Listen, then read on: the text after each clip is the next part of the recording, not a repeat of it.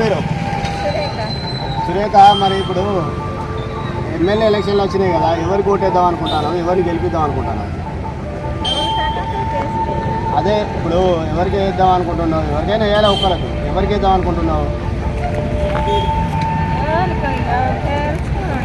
మరి ఇంతకుముందు పెంటాజీ తలండి మాజీ ఎమ్మెల్యేగా ఉన్నప్పుడు ఇక్కడ ఎంతో అభివృద్ధి చేశాడు.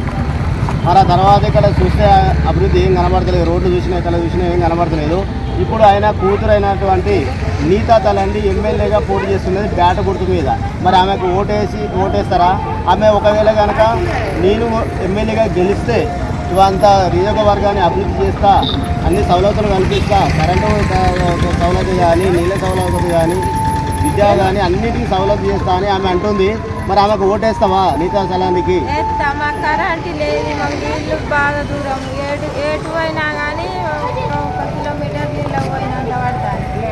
మాకు కరెంట్ అయితే దగ్గర చిన్న చిన్న పొల్లగానే పట్టుకొని అయినా కానీ నేను చీకట్లో అయినా కానీ ఉంటాను.